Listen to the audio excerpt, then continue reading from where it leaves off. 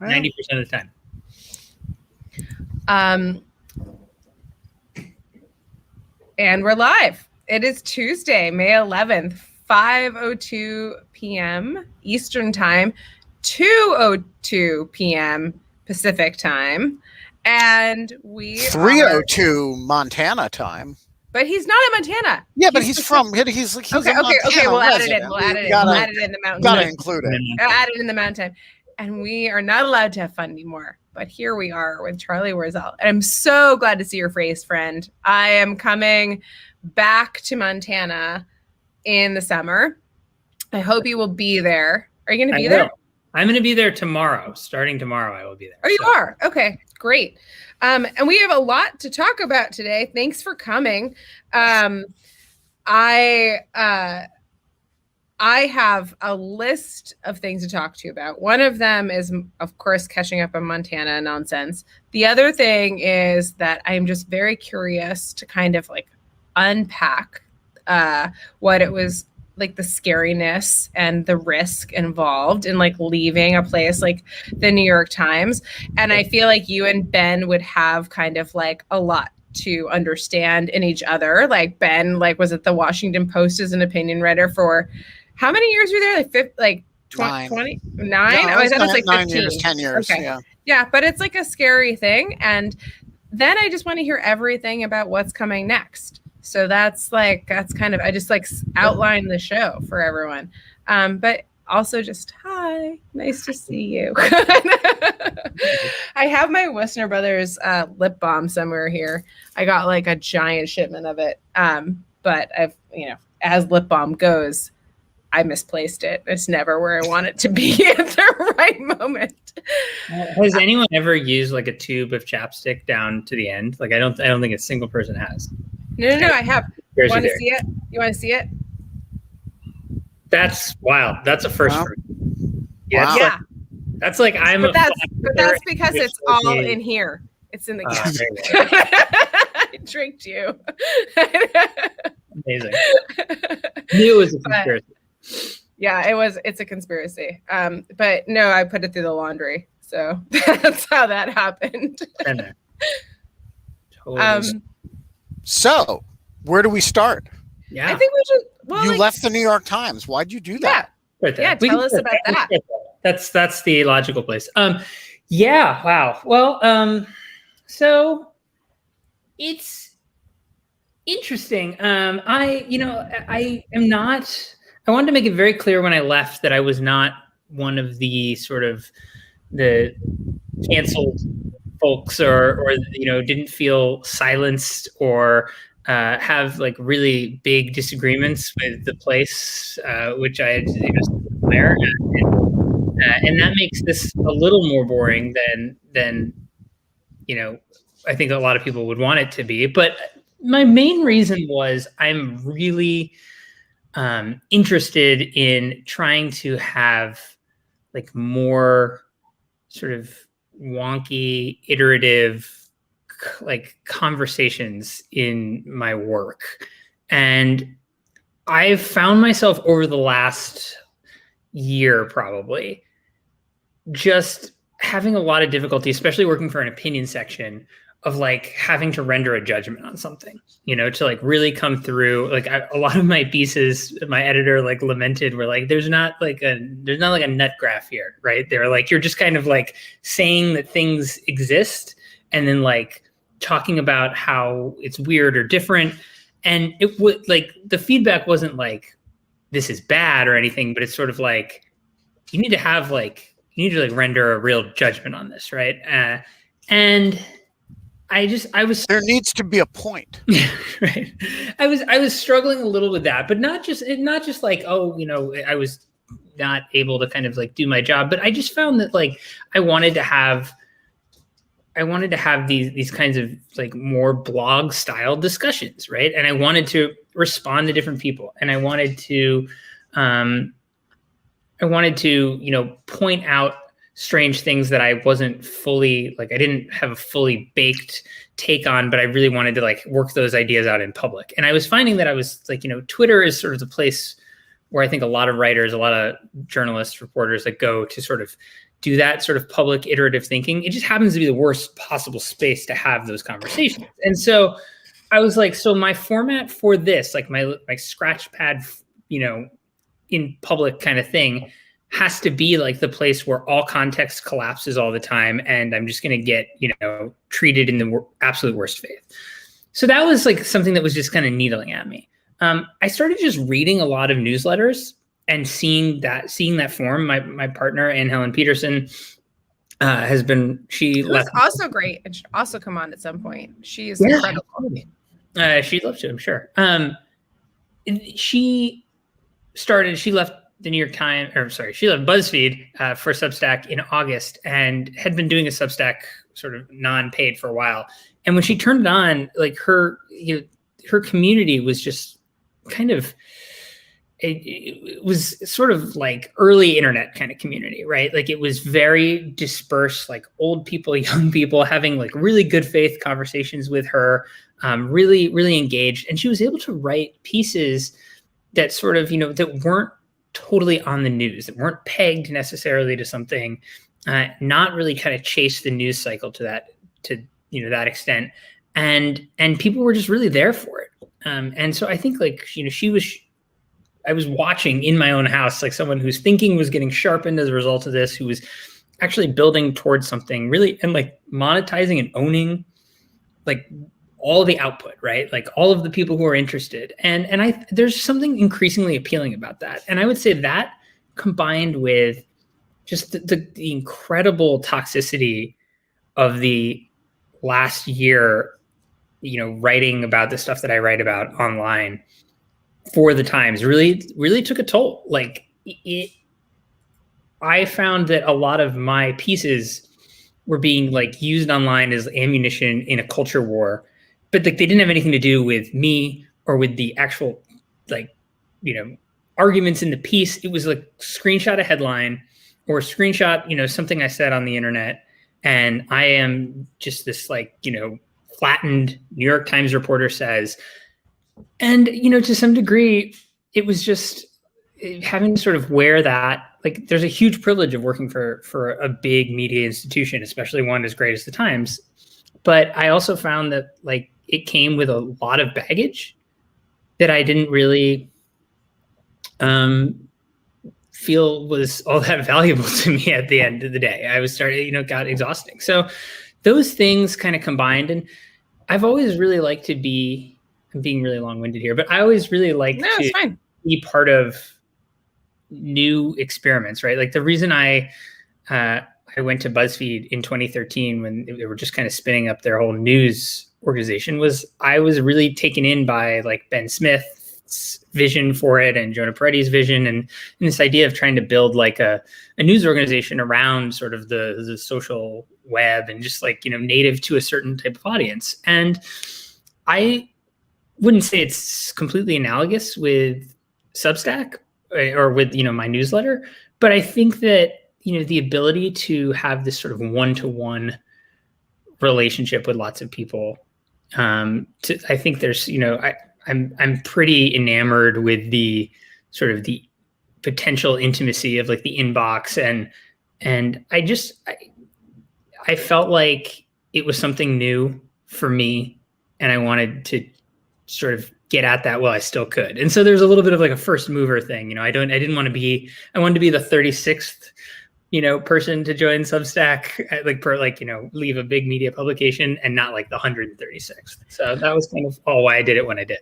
I love all of that. Ben, it strikes me very much as a little bit of what we tried to do in this space. I don't know if you've noticed, but like the chat that you're watching is like incredibly kind and thoughtful and full of people that I don't know any of these idiots. But they're all like, at this point, I spend an hour every single day with them. And I know about like their kids and I know about their cancer diagnoses and I know about and there's like, and I know about like their thoughts on things and they're everything from 19 to like probably like 85. And they're from Estonia, to Finland, to Canada, to the US, to Australia, to like wherever. And it's just like it's been an incredible thing. We've done it for 410 days in a row, like basically with like skipping one day since we've been in the pandemic. And like, I don't know, it's like, it's completely batshit, but it feels early internet in the same way that you're describing, Charlie, that it feels very like people bring good faith to an argument. People bring good faith to the table. It feels like community building and rebuilding the localism, like a localism without the geographic localism that like you would typically think about it as. And I think there's a whole part of like of scale that is. I mean, I write about this a lot in my work. That I think scale is like an obsession with scale is like just broadly, and growth is a mostly toxic thing. Like it can be good, but I think it's mostly very toxic because people do it very scattershot, and we've just become so obsessed with that, which is everywhere in our personal lives and in media in whatever. And I've gotten a lot of like people saying like, well, how could you give up the platform of the Times? And like it is an amazing platform, and it like I truly believed it was a privilege to write there all the time. But when I look at the actual like reach, like of course I'm giving up some reach going to do my thing. But like, if I wrote something and let's just say, 300,000 people read it, like 100,000 maybe very generously, very, very generously are like coming there because they're like really interested in the thing and like want to read it in the best. Like I would say probably like 150,000 people are clicking it because it's like, they've seen it in some kind of channel and want to actively disagree with it or use it in some kind of way to further their own, narrative. And then I think the rest of those people, the remainder are probably reading it for like under 8 seconds or like leaving it open in a tab for the rest of the day or something, and it's like when you think about what this is, like what we're doing right now in this chat over on the side, like everyone's here and they're engaged, and it's like, it's 131 people on the thing that I can see, but it's like the value you get from those contributions and like what they can potentially do, with your ideas going forward and the way they can sharpen you. I think it's meaningful. And so it's like you're trading reach, but you're getting something a little bit deeper. And so, yeah, that's what I love about it right now. So talk to me about the economics of it. People have an instinctive understanding of the economics of working for the New York Times, which is that they sell subscriptions, they sell advertising, they sell products, specialized products like the cookbook stuff, and they pay salaries to their people. Substack is available to anybody, but they also have people like you whom they're paying. How does it work in terms of who's who on Substack? Well, I think that there's one kind of conception, and I also see this from the chat, like, does Charlie make a lot more money on Substack? The answer is no, not yet. But I'm hoping that there will be more upside there. Like there's this thought right now because of the fact, like people like Matt Iglesias, Glenn Greenwald, Andrew Sullivan, that these people have left, and these people had these massive audiences before. And I don't just mean platform audiences. I mean, like they were bloggers before. They have literal people who will follow them every single place and pay for them, which is different than me. Like I had a lot of people read me at the New York Times, but they're not following me everywhere and paying me. Maybe later, if I build this connection, they will. It's not nothing, but like, I mean, I'm just going to say, like, you have a pretty big audience who probably move with you, but not the same as Matt. It's true, but it is different from, I get what you're saying. There's an age difference as well. And I mean, the people who followed Andrew Sullivan, who's a little bit older than I am, I mean, that's a religious commitment of a lot of people over a long period of time. Yeah, exactly. And also it's one of those things, and this is why this model is somewhat attractive to writers and folks. Like you develop that relationship, and and you just like you want more, right? It is there's like a fandom kind of thing, but also just like it's a parasocial relationship, right? Like you start to think that like this person because you read them all the time, and that's that can be great. But anyhow, I would say the majority of people who join Substack don't necessarily do that kind of those kinds of numbers. And like what I'll say is like I'm making a little more than half right now in the annualized like revenue of what my New York Times salary was, but this thing grows every single day, right? Like I'm in month 1, and I don't know where it will end up, and I'm kind of okay wherever it ends up because it's really sustainable. I got in this argument. It was sort of Glenn Greenwald like kind of unpromptedly screenshotted my status on the Substack leaderboards and was like, this is a test case for just, blanket New York Times writer who goes over, and it looks like it's not going very well. He, at that point, I only had hundreds of subscribers. And it was, I responded to that. I wrote a post about it, about what I'm really trying to do with all this. And I saw my annualized revenue increased by 14 grand in one day. And it was all these people who replied and, to me in emails and the blog and stuff. And were like, I subscribe just to say, fuck you to Glenn. And I was like, don't do that. Like, that's not what I'm trying to build. Like, I don't want, those people are going to leave after a year, almost guaranteed. Like, they're not going to renew their subscription probably because they did it as some like active protest. And like, I don't want really, that's not the game I'm trying to play. What I love about like the graph, of subscribers is that it's not a hockey stick. It's just this nice, sustainable line. And I think that that's the type of business that people can build and then also not, play like they're not basically like playing for culture war bucks. Yeah. I mean, I think that's I like that. It's also refreshing because I think it takes, listen, it is economically like conflict is viable. Like big fights, like sell out. And like everyone gets their HBO subscription to watch the big fight, like type of thing. So like fighting is like the conflict is like unabashedly like part of like creates a market demand. But it's not like sometimes it can be productive, but like sometimes like mostly it's not productive. It's just this like stupid tribalism that ends up reducing down into like basically like people thinking that like they're taking your side because they're not taking Glenn's side. And that's like, I think that ends up being not a very substantive set of reasons that you decide to read or subscribe to someone. Yeah. So wait a minute. I want to defend subscribing to Charlie because you hate Glenn Greenwald. Yeah, sorry, Ben really hates Ben Greenwald. Because sorry. I have more history with Glenn than most people do. And that's, I even fought with Glenn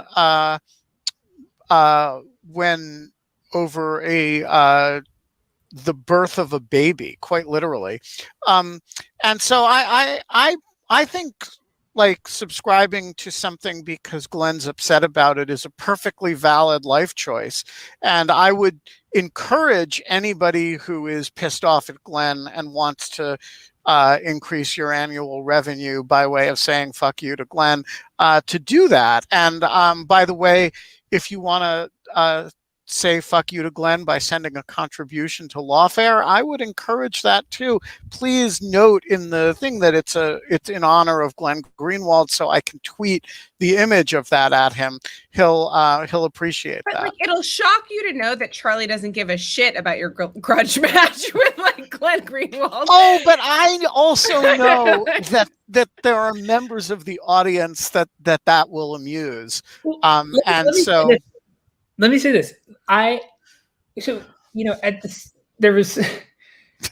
the same time that I feel that way, like what I did love was the ability, and again, this has to do with the sort of the freedom of the experiment that I'm undergoing. Like I immediately, like he tweeted this thing, right? And I was like, oh, that's kind of a shitty thing to say. And I was just sort of like, what do I do with this? Like kind of just thinking. And then I was like, wait, I have this publication, right? Like I have this ability to sort of speak up for myself, not just like on Twitter or whatever, but like actually talk to the people that care about this. And it was super liberating, because like if I had worked for the New York Times and, you know, someone levels that thing, it's like, I mean, not unheard of for someone to just, you know, use their column there to, you know, engage in a petty grudge match. But it's also like, I would not personally have been able to stand up for myself in that way, and, you know, and write very freely and like, you know, rather like humorously about how I felt about it and what he's currently doing with his grievance publication. And so it was awesome. And I love that. And I, you know, I like when people read that and say like, I mean, if I can choose, the response that I would like is like, oh, that's excellent. Like, I love what you're about. I'll subscribe to that. The thing that I was like, that I didn't love necessarily was just like, you know, the like, I hope this makes Glenn mad. Here's, you know, $6. And I'm just like, well, okay, he's not going to know. So I'd rather you know, stay on board for a long time. Yeah. So I'm, of course, only sort of joking with this. I do think that one of the oddities of the Substack medium is that your identification with certain people becomes very tribal. So, for example, when Andrew Sullivan was at the New Republic or at the Atlantic, you could say you were reading the Atlantic, right? Mm-hmm. But what you were actually doing, and Andrew accounted for a sizable percentage of their total traffic at the time, what you were actually doing was reading Andrew Sullivan. But when Andrew Sullivan goes to Substack, you are very much subscribed to Andrew. And I do think that creates a situation in which, you know, Glenn Greenwald, as he did in this case, looks at the leaderboards and says, you know, and has this very personal reaction to how his numbers are doing versus how other people's numbers are doing. Yeah. Yeah. I mean, I think that's true. I think it's just very telling, right? Like that there's this desire to sort of create the loudest, biggest thing, and if it's not bigger than the other person's, then you know, it has less merit. Like I get that if you are, you know, building out a legacy publication, like if you're in charge of the New York Times, like you should want as many people to read it as possible. But I think it misses to some degree the idea that you'd be doing anything new with this. Right. There's anything new happening here.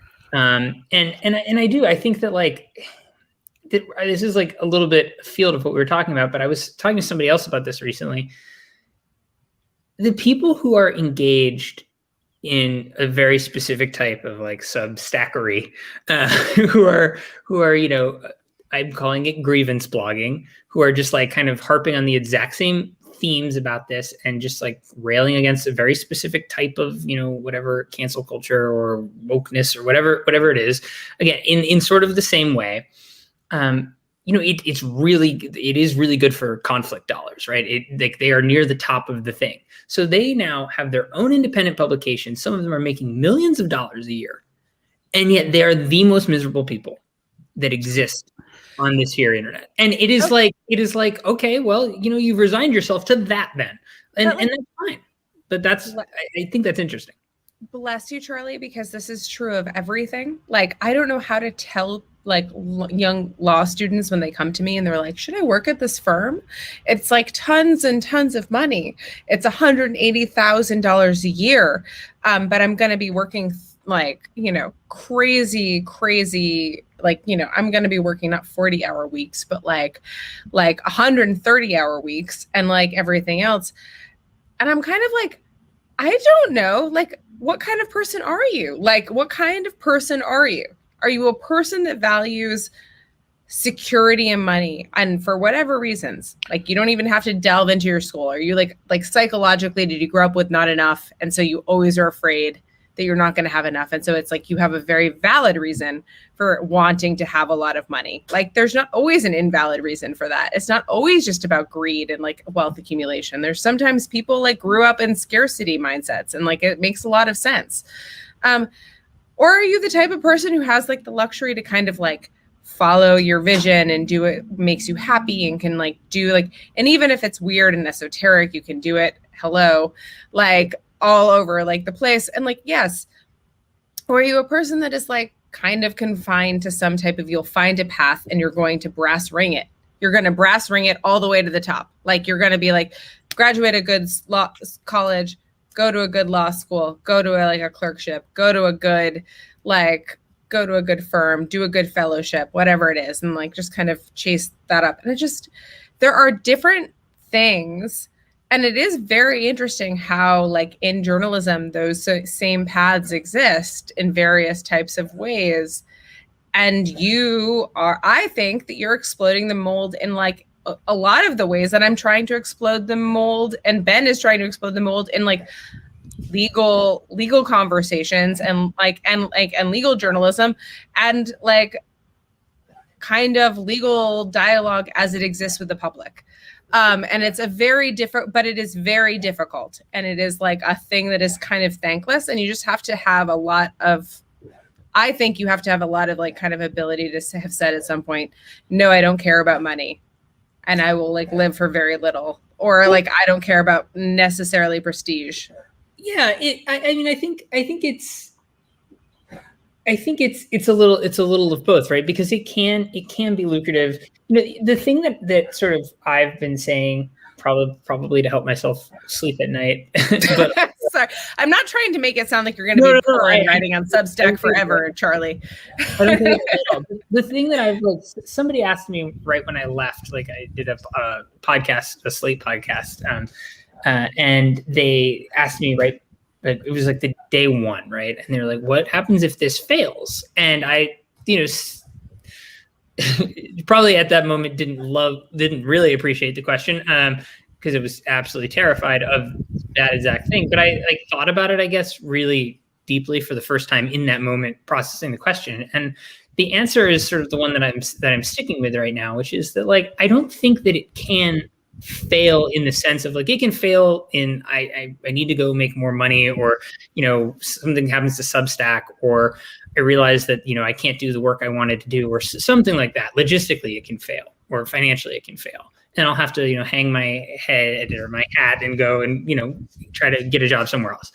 But from the sense of like building out a group of people who care about what you do, who are seeking you out, who you're kind of cultivating some sense of community with those people, then having like the list of like, these are the people and this is the way to contact them and owning that completely, like, and then being able to like take that with you wherever you go and use that and help stay in that conversation. Like you can't like that is not something that like, if my Substack experiment fails, no one's going to like, take that away from me, seize the server and run away. Like I have that sort of, I don't want to be so transactional, just say like asset, but like that's what it is to someone like myself. It's like an asset. But it is truly almost like an intellectual property asset. Like you are like literally like, but like in an age of ad dollars and everything else, like you're just like, no, it is an asset. It is like, I mean, I teach property law. It is an asset. Like having that like ability to kind of like, to have a paying audience is an asset. And this is why the New York Times has like subscription like walls and everything else. Ben, I don't want to like get into this, but like now Ben is very interested in. I'm not really going to start a Substack. Really? I was just. Can I talk about how Andrew Sullivan said he would come on in lieu of fun, and then said he would not come on lieu of fun after some like, I don't know, one of his like scandals. Him. Yeah. Wait. Oh, no, it wasn't me. It was Ben Smith insulted. It was Ben Smith's column. Yeah, because we had Ben Smith on. And then I was like, okay. Yeah. So here's my question about Substack, and I have never spent time on the site. But when you write a column or opinion columns in the New York Times, they are in dialogue with each other on a regular basis.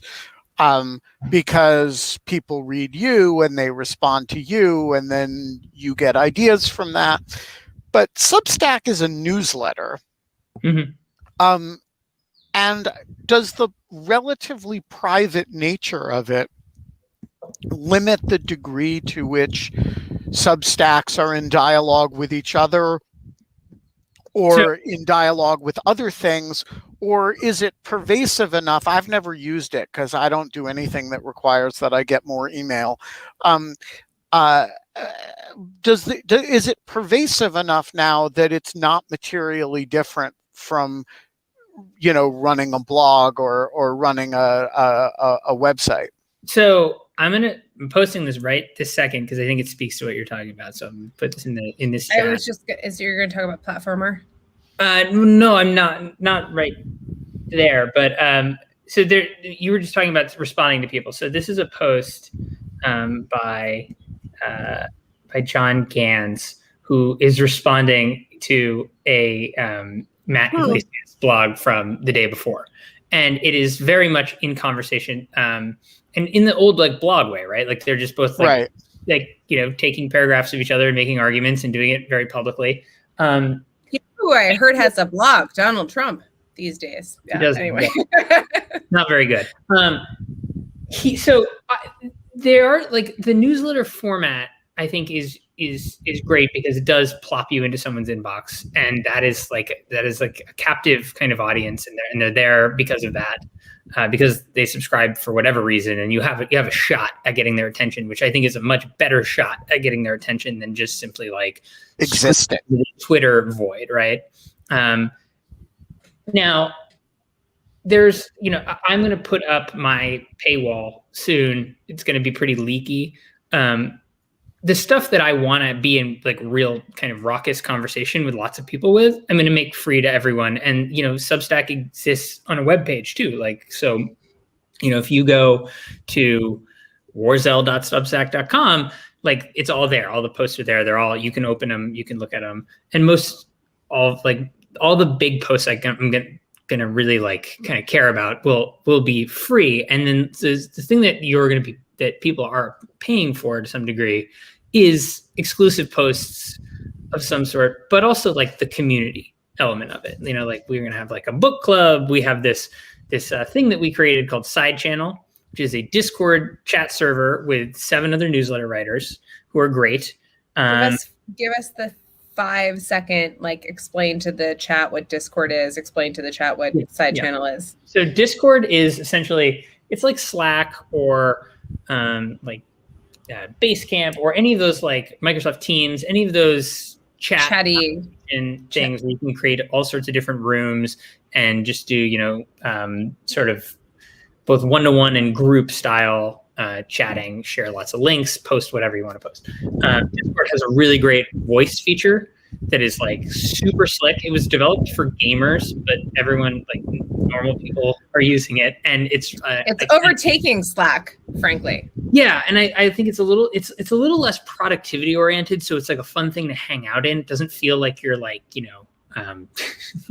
have sort of a deliverable on the table for the end of the day, and so it's you guys should you should create one. It would be really fun. The audience has a Discord. The audience has their own Discord chat. We just Ben and I just leave them to it. We just don't participate. We feel like we should not be present on the Discord. Yes, exactly. Because otherwise they can't complain about us. No, exactly. I think you guys have thick skins. So anyway, we have this. So if you subscribe to any of our newsletters, you get access to the whole thing. And then if you're a subscriber to my newsletter, we have a private channel, but we have tons of other non-private channels. And right now we have 4,000 some people who are in it. I'd say roughly at any given time, there's about 1,500 people lurking around in there. All kinds of people, again, runs the gamut of age groups, etc. And it's just good-natured conversations. I have a channel. It's what's the best thing you saw today, you know, like ranging to discuss the newsletter post, whatever it is. There's tons of stuff. And that has been great. We bring on people every week because it has this great like stage feature. It's kind of like that app Clubhouse, or you can do these voice interviews. The first one we did. Do you like Clubhouse? I don't really use it. No, I only like the sort of the voice interview thing in this sort of like real appointment style. Like, I don't think that there's anything very interesting about like what I like about Twitter is I can sit there and just like scroll through Twitter while my partner's, you know, sitting there next to me. It's not like invasive to them. It's hard to like be fully participatory in an audio conversation. But these ones that we have are just like, you know, there'll be maybe one a week or maybe 2 a week. Someone has a book coming out, we'll do that. You know, we had Mark Zuckerberg came on and did one, which was kind of weird. But so it's really fun, and it's like an experiment. And one of the things that I particularly really like is the ability to. That was weird. No, that's like I'm bringing in people to ask questions for you. Oh, great. Well, one of the last thing is like, there's a bit of like a newsroom element to it. Like, where some people are like going like kind of, hey, I'm interested in this. I think I'm going to write about it today. Like, what do you think? Having people share some links. And I think, you know, there's a little bit of like, how does the sausage get made thing there, which I think could potentially be important. Like, people don't really know how, you know, journalists, writers like do their jobs sort of in the step by step. And so I think there's something valuable to that. And that's what so that's a perk. That's like a thing that we're trying to sort of, you know, entice people to pay. But the other stuff is, you know, going to be still public. So I'm going to respond to people. Awesome. Okay, so we have a bunch of questions, like so many questions for you. People have been very active. Shailesh I'm going to put you up. You're a black square, which you may or may not be going for. I have no idea, but I'm going to unmute you and go ahead and ask your question. Hi, thanks for a brilliant and thoughtful conversation, and thanks for having me on. I'm just going to read my question. I'm a little bit nervous. So Substack solves the problem of content hosting and distribution. But from end users' perspective, the bigger challenge is just whom to trust. Typically, like your posts will show up on my Facebook or something like that, and I don't have any background to understand sort of whether I should trust the author or not. So for well-known authors, it's an easy problem. I can just do a Google search, and for all three of you, your institutional affiliations tell me all I need to know. But what about up-and-coming authors? Like, do you envision that these platforms will develop some sort of a trust network so we can tackle this problem? We are very good at sort of making sense of those trust networks, but in vacuum of, like, it's hard to judge. Yeah, Shailesh, thank you so much. That's a great question. It's a great question. For a little bit of context, can you tell us a little bit about where you're calling in from, or like your background, so that we know like kind of like what you're reading stuff from? Okay, he disappeared. Yeah. But that was still a great question. So any thoughts about trust networks? Oh, he's back. Wait, Oh, I'm Shailesh? sorry. I was trying to click a button to. No, it's totally fine. So yeah, so I'm in Silicon Valley. I've been following In Lieu of Fun for right since beginning, and well, I work for Google, so some of the conversations here have been kind of interesting from my perspective, and yeah, it's been great, sort of, you know, source of like best way to cope with the craziness of last 4 years. Good. I'm so nice to meet you. Thank you for your great question. Go ahead, Charlie. That's a really good one. I think it could be a problem for like up and comers, like young people. But like, we kind of went through all this with blogs, and there were people, you know, I mean, you do sort of rely off of like the institutional, like, or the help of someone, you know, more established, right? So like with bloggers, it was, you know, getting linked or getting put in the blog role by someone who was bigger. and had more of an audience, and they conferred that trust and authority onto you.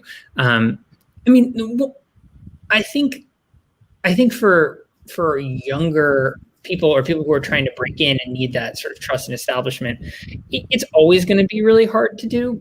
But I also think that, like, I think it's entirely possible if your work, reaches other folks through other distribution channels, right? I mean, I think it depends on what you're trying to be, right? So the thing that I think about a lot is, like, if I was someone who covered, an agency in Washington and was like a beat reporter who was like mostly interested in scoops and not analysis and just like the shoe leather style of reporting, or I wanted to go report on a war or someplace, far out or wherever, there's like no better place in the world to do that than the New York Times. There's no better resources. There's no better impact. There's no better, authority conferred on you, access to people. All of that is amazing. So you'd be foolish to leave the New York Times to, go and try to, report on that, whatever beat away from that. But like for what I do, which is sort of, based on sort of my own opinion, my own analysis of stuff plus reporting, there's a little less of that I need in terms of the institutional thing. Like so I think it depends on what you're trying to do. But it's I think the way that everything's working now is you have to sort of leverage 100 different channels, right? At all times, and just sort of, piggyback off that. So you write a really good Substack post, but you're building a big following on Twitter or wherever else, and you're trying to inject that into the conversation. So someone sees it, someone says, okay, I'm going to subscribe to this or read this, and then they confer this status on you. It's sort of just like a game that builds on itself. I don't know. Yeah. I think it's interesting though.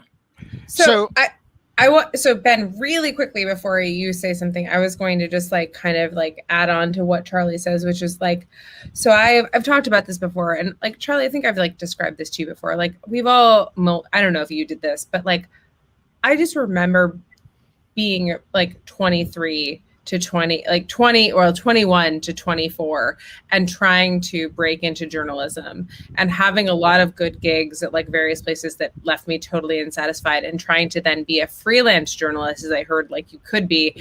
And I would wake up every morning at 6 a.m. and I would make myself a cup of coffee in my entirely, like my house that had been entirely like, or my tiny 1-bedroom apartment that I share with 3 roommates. And it was, 3-bedroom apartment they share with 3 roommates. And it was just like this crazy thing. And I would send 12 pitches like to various people, and they would say, no, no, no. And it was just kind of like over and over again. And I was like, I didn't know how to pitch. And I remember asking people, how do you pitch? And then eventually, like, now I am in this world, and I am so fucking lucky. But like now I'm in this world in which I am like, I call the New York Times, and like my editor at the New York Times doesn't want the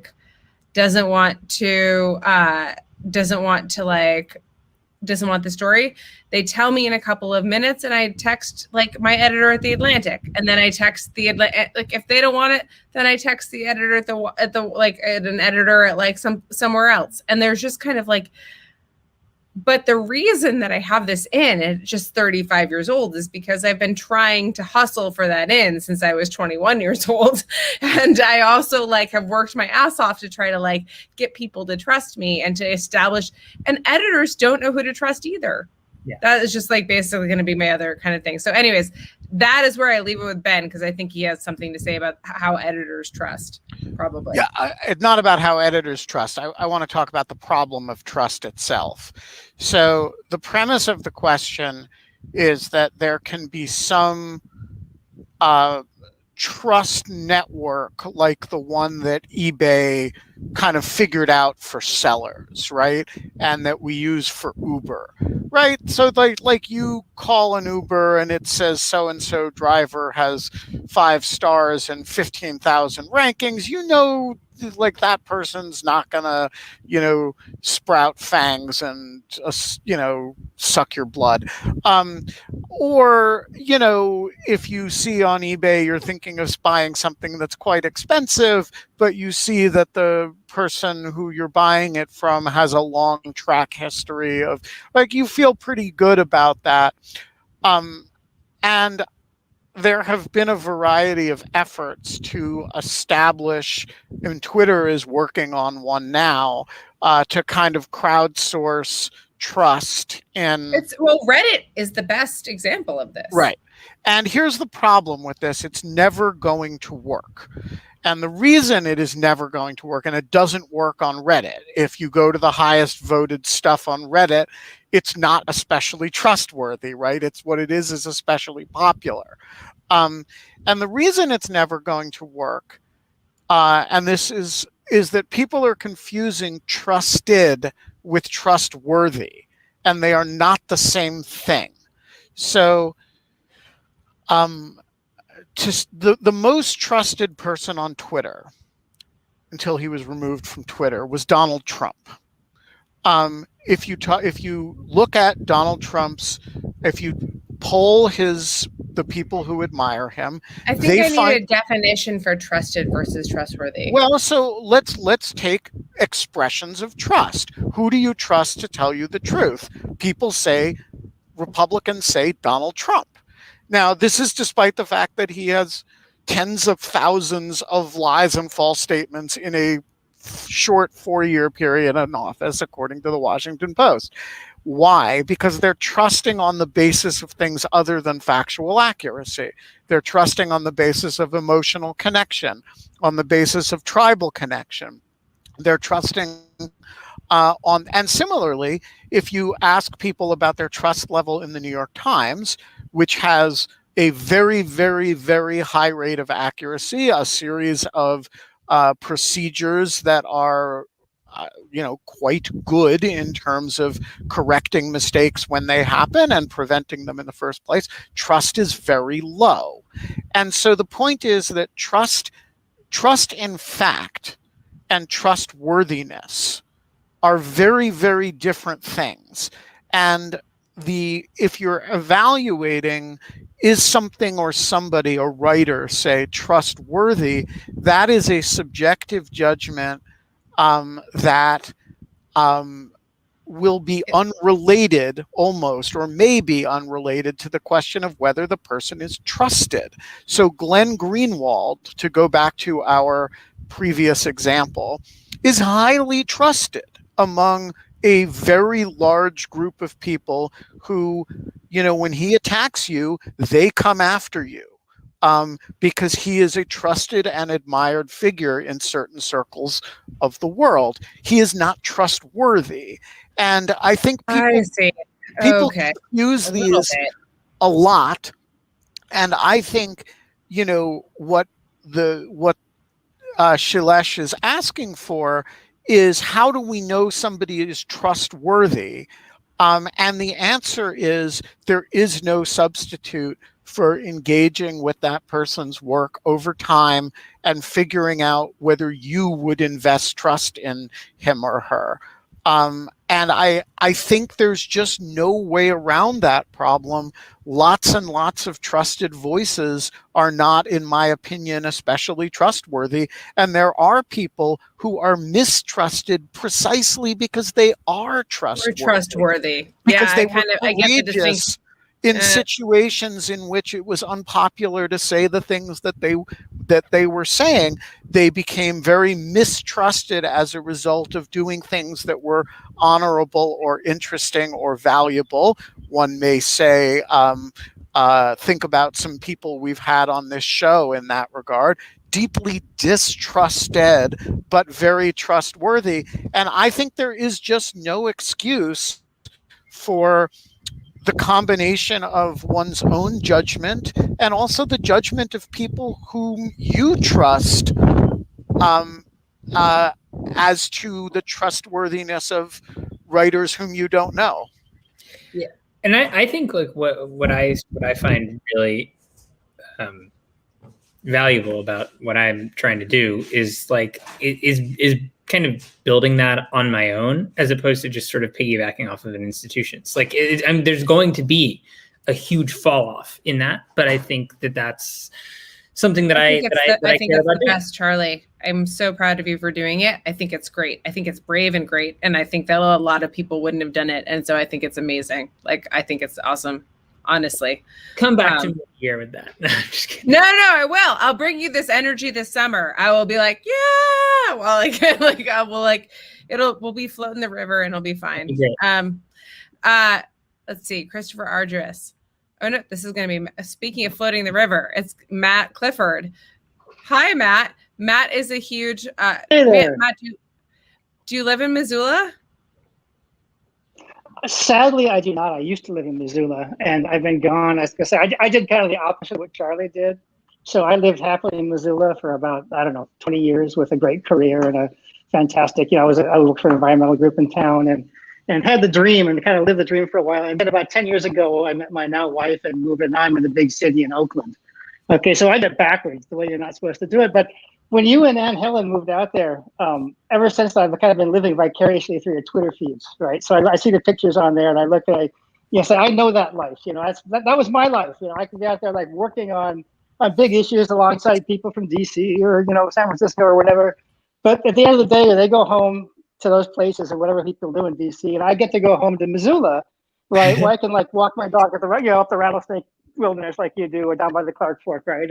Or go morel picking, and not the kind of crappy morel picking you have back east where you drive for hours in the rain to get like one fake morel, but I mean like real, serious morel picking where you get a good haul. Wow. Yeah. Good one. Excellent.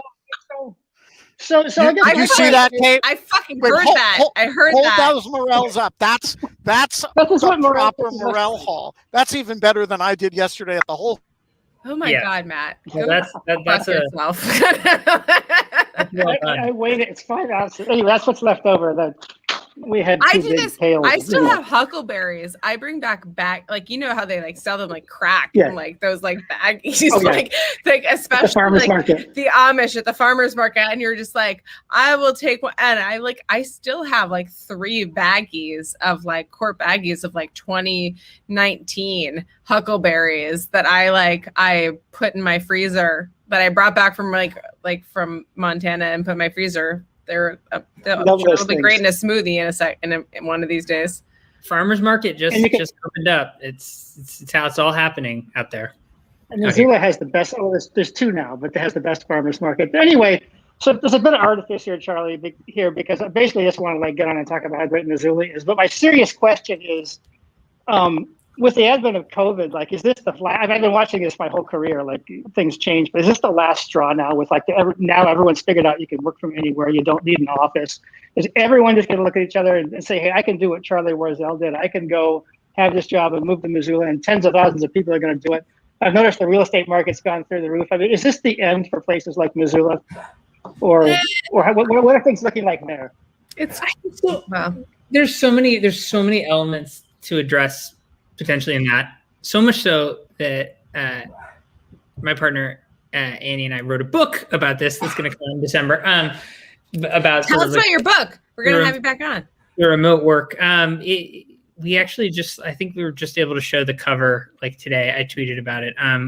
But it's called Out of Office. It's about the sort of the future of remote work. It's the big problem and bigger promise of working remotely and from home and how it's going to change things. But it's really just like a manifesto about decentering work in your life, and sort of this broader realization that certain things that were totally immovable are now sort of a little more plastic. Anyhow, to that, I think when you're thinking about flexible careers or freelance or whatever, or leaving the place, the sort of the you only live once, I'm just going to take the leap mentality. I think COVID has something to do with it. I think there is I think everyone's risk tolerance has changed greatly throughout this past amount of time. I don't know if I would have done this had COVID not happened, or had the sort of like the fortitude to do that. But like when you feel like going to the grocery store, when you spend a year thinking that you could end up in the ICU for going to the grocery store, it like changes your risk tolerance out in the world, right? It's like, well, it's not life and death, probably. And I've been dealing with a lot of life and death, for the last year, as everyone has. So that sort of thing. So I think that it's changed a little. I also think that like this is just like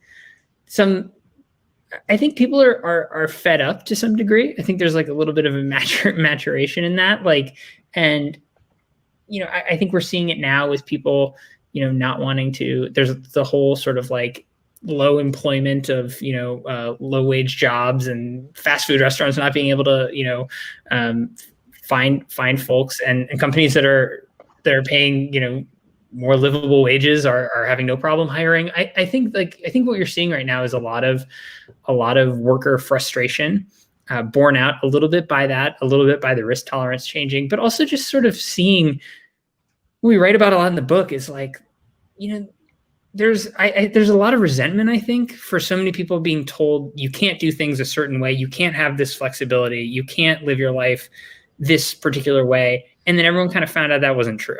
Maybe not that it's malicious, or that people were like having the wool pulled over their eyes, but this idea that it doesn't have to be this way. I think there's a little bit of power that is coming back to people in that sense, a little bit, or at least a little bit of feeling of entitlement and empowerment. And I think that's going to interact with people and institutions in really unforeseen ways. So I do think we'll see more of it. I think like gateway communities like Montana are actually in for a really difficult couple of, I don't know, maybe like a decade or so. I think see what happened with like places like Jackson or Vail. There are these gateway communities with access to beautiful areas. Austin. And people go in. Yeah, I mean, but I also think it's like when we were reporting this out for the book, I was talking to someone who's rightfully very worried about this, and I was talking to another person and sort of speaking those concerns, and they said, yeah, well, you'd rather be Missoula right now than San Francisco.